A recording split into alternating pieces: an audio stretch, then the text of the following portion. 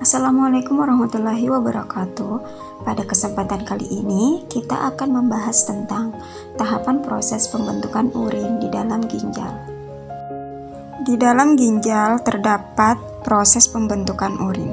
Proses pembentukan urin tersebut melalui 3 tahap, yaitu pertama, tahap filtrasi atau penyaringan, kedua, reabsorpsi atau penyerapan kembali, dan tahap augmentasi atau penambahan zat-zat sisa. Yang pertama, tahap filtrasi atau penyaringan.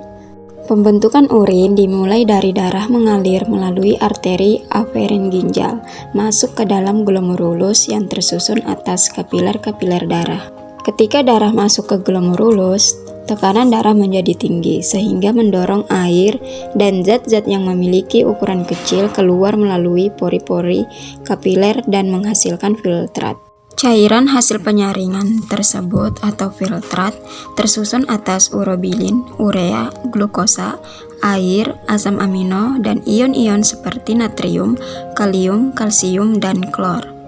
Filtrat selanjutnya disimpan sementara di dalam kapsula Bowman.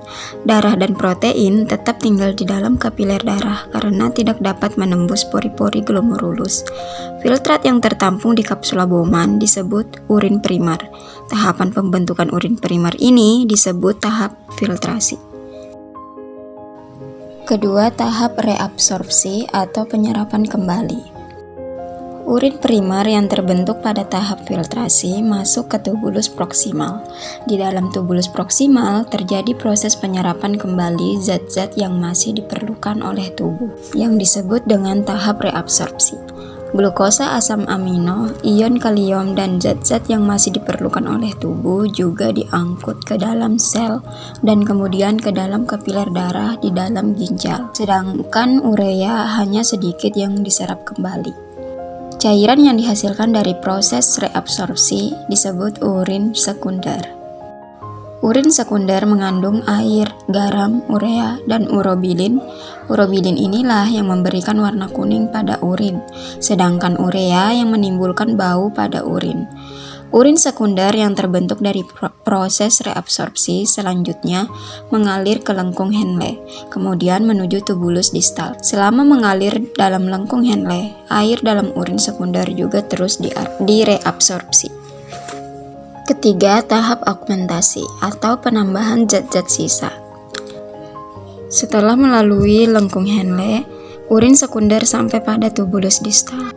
Pada bagian tubulus distal masih ada proses penyerapan air, ion natrium, klor, dan urea.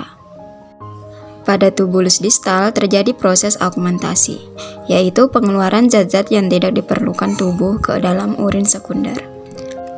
Urin sekunder yang telah bercampur dengan zat-zat yang tidak diperlukan tubuh inilah yang merupakan urin sesungguhnya. Urin tersebut kemudian disalurkan ke pelvis renalis atau rongga ginjal. Urin yang terbentuk selanjutnya keluar dari ginjal melalui ureter, kemudian menuju kandung kemih yang merupakan tempat menyimpan urin sementara. Kemudian, urin dapat keluar dari tubuh melalui uretra.